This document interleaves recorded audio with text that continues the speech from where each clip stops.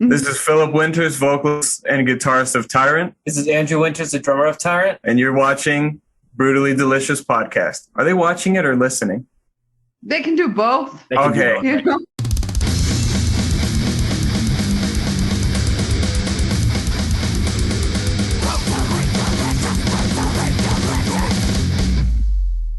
That is, I'm Scandinavian, so This meeting is being recorded. you know, we have numbers that make sense when we talk about like temperature and and whatever weight. I don't get the whole metric system, so I'm with you guys. No. Yeah. Yeah, Anyway. it's terrible. Tens and hundreds and thousands makes no sense. So hard to normalize. Yeah. I guess it's whatever. But hey, good to meet you guys. I'm really glad Likewise. you're here. Yeah, thank you. So, I don't know, Rena, you want to jump in first or you want me to take it? No, go ahead. So, for those not familiar with Tyrant, then, I guess, can you give us the 2-sentence elevator pitch? Heavy metal music from Michigan, you know? Straight up just pure heavy metal. Okay. So, the lowest level, your new release on Pavement Records came out, last Friday? Yep. Mm-hmm. Now that it's done and complete, how do you feel about it? And are you satisfied with the outcome? I feel a huge sense of relief just because we worked really, really hard on it. And, I mean, we self-produced the entire thing. So that was a new task for us. But yeah, I mean, the reception has been overwhelmingly positive so far. So it's pretty gratifying, you know, just this past week and seeing all the CD orders coming in and vinyl orders and all the streams and stuff like that. Did you do all the engineering yourself as well? Yeah, him and I did all of the engineering, all the production. We didn't do the mix and master. That was Alex Pera from Second Sight Sound. But yeah, we wanted to engineer and produce the record in a way that we like to listen to the record. So all the drum sounds are real. All the guitar sounds are exactly what we recorded. You know, we just took the time to really get the sound right. Sweet. Rena, I know I So interrupted did you guys have like a shared vision as in like what you wanted it to sound like? Because like self-producing at worst can be like a nightmare if you got like 4 or 5 people in the band and everybody has like, no, this is the bench. No, this is what we want. And then it's just like, boom, no band. So apparently you guys had it a bit of an easier way doing it. Yeah, I think everybody was more or less on board of just wanting to make a good sounding record. You know, we didn't really have any specific vision of what we were trying to mimic or X, Y, and Z. We just wanted to make something that sounded good, you know? Right. So when you sent it off to mix, you didn't give them any references. So it was just like, here you go. Here's the tracks. Do your magic. And, yeah. Okay. They asked for a reference and we said, just make it sound good, man. You know, use your ears. Right. Make it sound good. Just put all the shitty tracks down and all the awesome tracks up. Yeah. Like, you know? All the shitty tracks. Are there shitty tracks on the record? No. I don't think so. When you guys are writing, are you writing like for the stage, like how the song would come across in a live setting, or are you writing the song for a song's sake and then adapting it to the stage? I mean, I probably do do that with some of my drum parts and how I play it live, make it like very theatrical, visibly pleasing. Yeah. We did a tour in August and we played some of the new stuff. It was kind of interesting to see which ones went over really well with the audiences and then which ones, you know, kind of not as well. And, you know, so we kind of throughout the tour, we tailored the performance of each song to get a better reception. So, you know, once you record and write a song and then you play it live a year later, it's completely different, you know, for any band.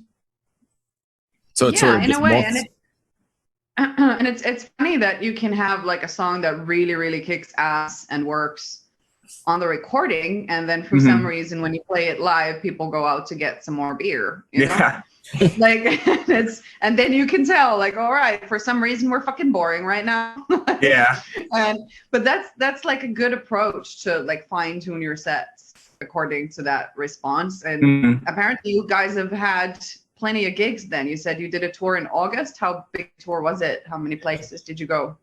I think it was like 8 or 9 days, but we did a show every single day, pretty much throughout our region. You know, we went to Fort Wayne, Indiana, Illinois, did a couple dates in Ohio, Kentucky, St. Louis, and then we ended at Michigan Metal Fest, and then we played Full Terror Assault last month. How was that? Sounds That was awesome. We were in the middle of nowhere. Nobody had cell reception, and it was just a good time. Everybody there just loves heavy metal. It's so refreshing to just be around people. Yeah, be around people who just love heavy music. Yeah, especially after everybody's been locked up for so long, right? I mean, I imagine the crowd was crazy at a festival like that. Yeah, Oh, yeah, especially at night. yeah, especially and people got wild. Do you ever? yeah, and that's Go ahead. Bruce. No, Sorry. no, please.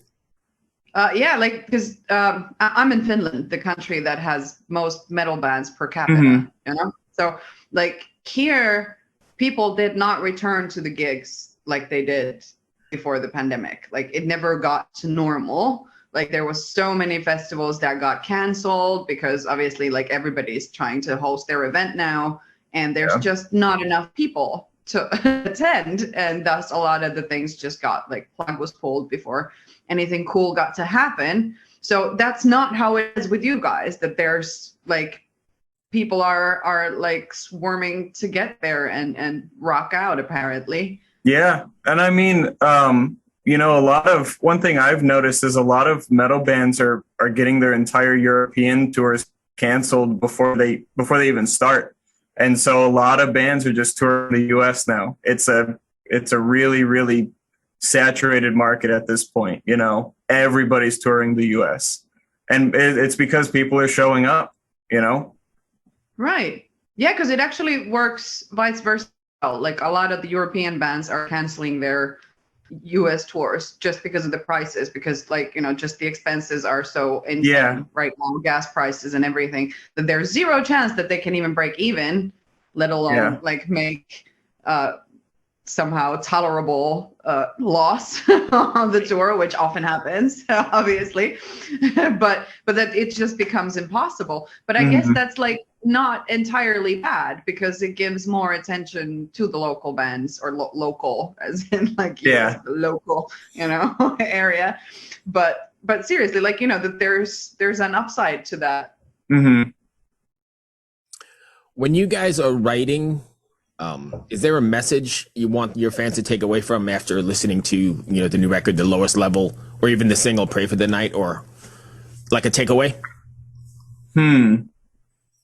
That's kind of a tricky question, because we've always kind of wanted to allow people to have their own meanings and stuff that they draw from the songs and the music. Sometimes, you know, we write songs and they're very explicit of what they mean. Do you have anything that you want people to take away? I don't know. I kind of want them, like, when they're done listening to it, just be like, wow, like, holy shit. Yeah. All right, that's fair enough. Yeah, that's awesome. And that's basically, I guess, the essence of metal. Mm-hmm. That people go like, holy fuck, what just happened? You know? Let's do it again. So how did you come to the attention of Pavement, and how did you end up getting that deal? So we've kind of been looking around for record labels for a little while, and we got some hits back from a few of them. And then when we were just kind of looking at all the deals and agreements side by side, Pavement's agreement made the most sense for us. And they're nice guys, and they work really, really hard. So yeah, we do a lot of work with them. A lot of their artists have been on the show here. Yeah. Rena? Tell me about your day. Like, if you're not playing metal, what the fuck do you think is cool to do? You want to start this one? Yeah. In the in the summertime, I like to ride my longboard a lot and like draw. What? It's like a skateboard, but like a long skateboard, Okay. and like ride that around and like draw. Yeah. That's not much. I just play my drums and draw. No, that's really cool. No, that's a lot. So 80s. Yeah, like not the drawing part, but the longboard. Yeah. Oh yeah. Right? You know, like you're wearing your trash vest and just like, fuck yeah. Yeah. Totally cool. So what do you then? What about you? What's your Oh, go-to thing to draw inspiration from? Well, I draw a lot of inspiration from like other forms of entertainment, you know, reading, a lot of cinema, a lot of like him and I, we play video games on occasion. The other two guys are really big gamers too. So every once in a while we'll all just hang out, play games. But yeah, reading and like, you know, film for me is my number one and number two. And thinking. That's what I like to do when I'm not playing heavy metal. What are you reading right now? Right. What are you reading right now? I'm reading 1984 by George Orwell. Oh, nice. No way! My favorite book. Yeah. I love that book. I started it. Yeah. I started it like a week or two ago, and I'm only like 40 pages in at this point. But it's a great read so far. Is this your first time through it? Yeah. Oh, wow. I know I'm a little late on that, but It's timely though, right? yeah, very. And I don't know if I'm like looking for the parallels, but they seem to be pretty obvious, you know? Yeah, I agree. Yeah. What, Yeah, because there's like, okay, let's do literature for a little bit. Like, because 1984 is one like very spot on depiction of where we are and how our society is developing. But then there's also Aldous Huxley's Brave New World. Yep. Which is another vision of what humanity is heading for. And it's also where we are now, like with the happy pills and like, you know, that we all need to have medication to deal with reality on reality's terms. And it's fucking freaky because those are supposed to be like really dystopic. Oh, Like sci-fi almost. Yeah. Yeah. I think you could throw Animal Farm in there too, right? Yeah, that is specifically about like capitalism, but it's an Orwell book obviously as well. But that is very much on like how communism quickly turns into the power of the few, and how the few will take advantage of the. Oh God, I'm getting like goosebumps because that book, like it's fucking heartbreaking when they take the horse away to the glue fucking factory and make sausages out of it, and like, you know, I can't, it's too much.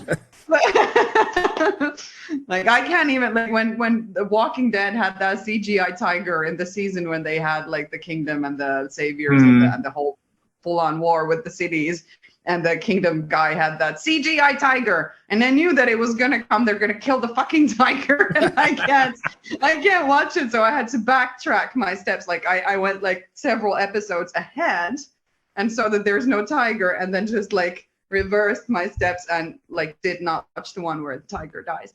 So nice. It's tricky. It's you gotta protect your soul from the evil of the world. Even if it's, very true. Even if it's belief. But yeah, this is cool, and I can imagine like reading deep literature like that. Nothing wrong with like light entertainment. We all need crappy bullshit to like unwind our brain. But like is that like societal angle really present in what you do and what you write? Not really, because I mean I do a lot of the lyrical writing. He kind of proofs it, and you know, he might hear certain words or phrases that I don't, but I try to stay away from the preachy political stuff, just because it's kind of been done a million times, you know. Like on the new album, there's a few songs, and I read more than like I'm big into like theology, like the Divine Comedy, or like, you know, philosophy, like Meditations by Marcus Aurelius and stuff like that.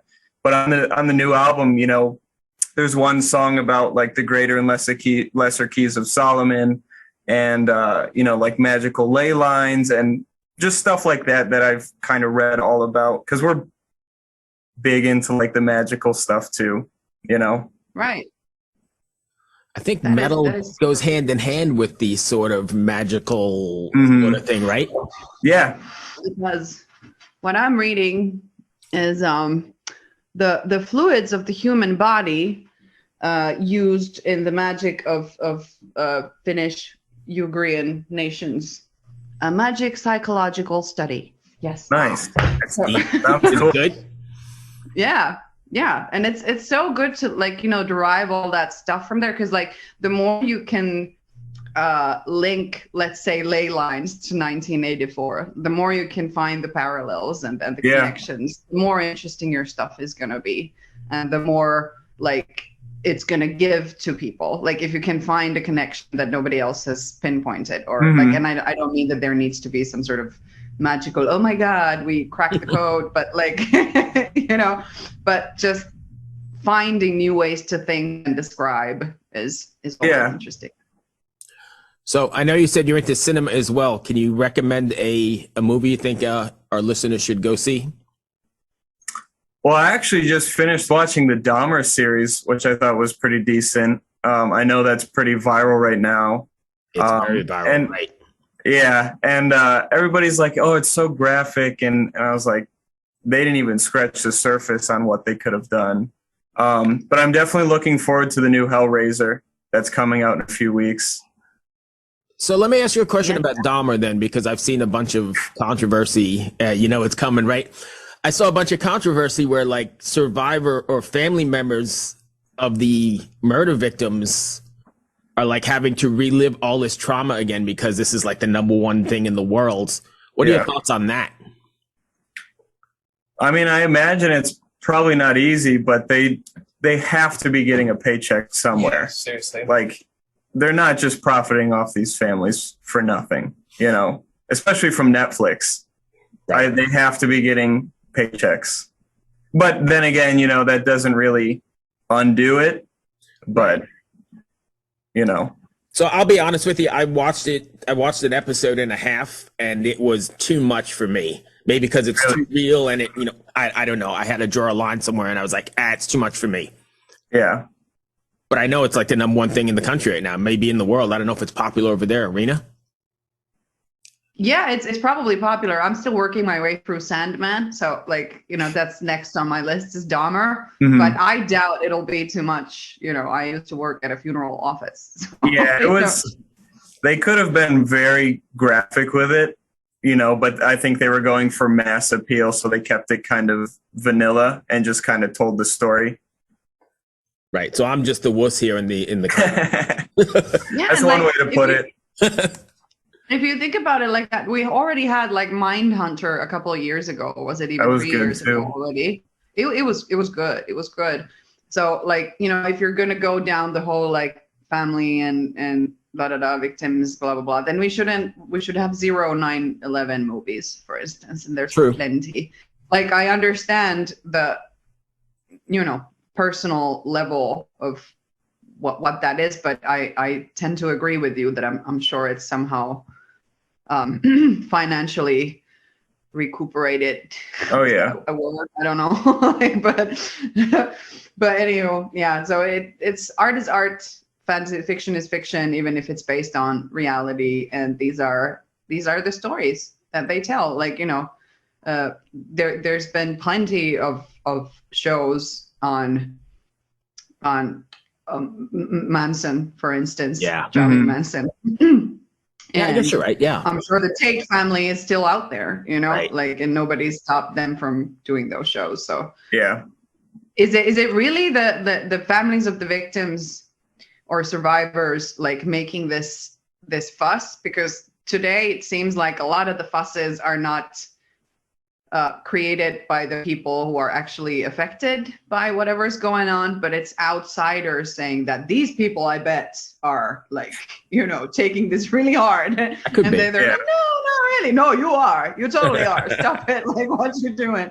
And like this sort of substitute offense, taking offense by proxy is a little bit worrying. So I don't know anything about this, like Dahmer controversy whether it is the families or not. But if it isn't, then I guess it's a non-issue.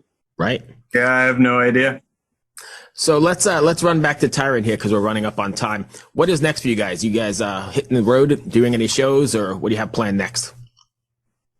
I think film another music video. Yeah, I think the next thing is do another music video, and then hopefully do a full U.S. tour at some point next year, and then just do as many support tours as we can. You know, Just get out there. yeah, just get out in front of as many people as possible, and all while writing another new album. You already writing that? Yeah, well, him and I started demoing some new songs. What was it, last week? Yeah. And just to stay on top of new music and, you know, make the next release even better. Gotcha. Are you doing the video yourselves, or? I was just gonna ask, is that gonna be a self-producing project again? No, we have he's actually a high school buddy of ours that has done all of our video work, and he did the Pray for the Night video, so we're gonna work with him again. He knows exactly what we're going for, and you know, I want to support people I care about. So Nice. Yeah, absolutely. Well, that's all I've got. Raina, you got anything else? I think we might be good here, but all right, perfect. Hey, Cool. thank you guys. This was Yeah, real thanks. nice. thanks for Yeah, I having know us. we meandered a bit, but we like to just wander. So No, it's good. I like when the conversation is organic and natural and not just like a bunch of questions.